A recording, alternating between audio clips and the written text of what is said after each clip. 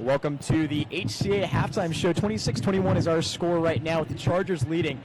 We are seeing a rematch of a sub-state championship game last year in which the Chargers trailed for much of that game, ended up losing 77-57. Today, I have an incredible duo between Braeden Haworth and Henry Anderson. An incredible duo for this halftime show. I'm going to take a break, let my voice go. Boys, break down this game. There are lots of free throws, lots of jumping passes. What are you guys seeing from tonight? And talk a little bit about Trey Chambers. Yeah, for sure. We'll do that. Josiah, thank you so much for having us on here at the half. For those of you that are just joining us, it's halftime here between the Chargers and the Wellsville Eagles. We're up 26. Chargers are up 26-21. It's been a huge game from freshman Trey Chambers. He's come out here, first game here at HCA. He's a freshman here, and he's come out and he's really just been able to dominate, quite honestly. Right now he has 10 points in one half, accounting for just under half of the Chargers total points. He's been a huge asset so far, as Brute Dietz got in a little bit of foul trouble there towards the end of the second half, and Trey really had to carry. So, Braeden, what are you expecting from the second half of play? Yeah, I expect some more of the same. Obviously, Trey, he's going to probably start the half on the bench.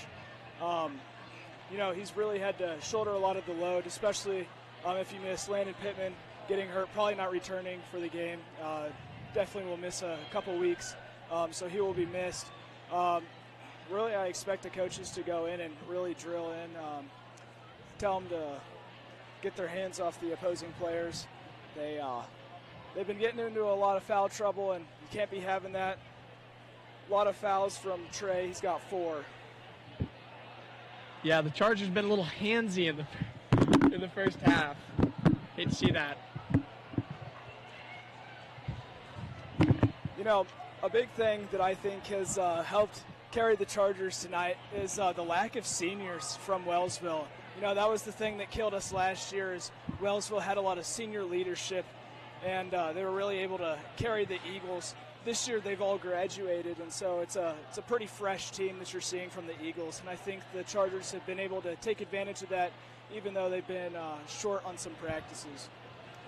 Yeah, I agree. So the big question is, will HCA's legs last in the second half?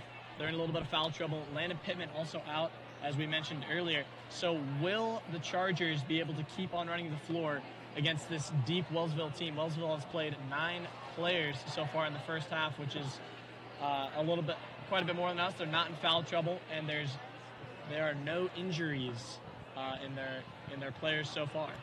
Yeah, I think the Chargers will be able to keep it going. We have a lot of shorter guards. Usually have pretty good stamina, and these boys have been around the sport for a while. They'll get back in the swing of things pretty quickly. Boys, your voices sound a little bit dead right now. What's going on over there in the student section? Yeah, we've been going crazy, quite honestly. It's always a good time in the student section, always a party, and us in the front row guys, a group of senior guys, we're always there to make sure that there is action, and we're trying to make sure that this game is swayed towards us every single time as much as we possibly can get it. Yeah, we're always loud and we're proud. We're trying to bring that 6-man presence to the court, always being a very daunting task for the opposing teams to face. Before we get back to this game, I want to look back. I want to look to the future. On December 20th, we have a home matchup here between the Kansas City Christian Panthers and the Heritage Christian Academy Chargers. A big game, a rivalry game. Henry, what is your message to HCA fans that might want to show up to this game, and what is your expectation for that game? Yeah, you know what? Show up if you want to see KCC get smashed, because that's what's going to happen. If KCC scores more than 40 points, I will be amazed, absolutely amazed. I am assuming that HCA is going to drop over 150 points on KCC, and we're going to see a lot of people getting dunked on. That's quite honestly, that's my opinion. Braeden, what do you think? Yeah, this game, it's always a great game to watch. I always love a good smackdown, and honestly, I think it'll be more of the same. 10 years in a row, we've beat the tar out of this sorry KCC team. So, show up, support your boys. It's Christmas themed, so make sure to be extra festive. We will have a tailgate going. we'll be getting rowdy all night long. So come cheer on your boys, watch a pretty big blowout, and have some fun. That's 2 weeks from today, but we need to come back to today's game and talk about the freshman performance. We have Trey Chambers, who's been playing incredible. We also have Cooper Benson, who's sunk a 3 and has looked good. Just final thoughts before we get back to the game on those two freshmen. Braeden, I'll start with you. Yeah, Cooper Vincent, he has that 1-3. It's not a huge thing, but it is it's a very significant thing to get those first varsity points out of the way. It's good to get some experience, especially early in the season. That can help build some confidence that'll carry him a long way throughout the season. Yeah, just adding to that, great points, Braeden. But I think it's really important to get a couple of these underclassmen to play under the leadership of the seniors this year, especially Baruch Dietz, who has been the backbone of this team for 2 years now. And even before that, he was played an instrumental role in the Chargers team of 3 and 4 years ago. 3 fouls for both Chambers and Dietz. 4 for Chambers.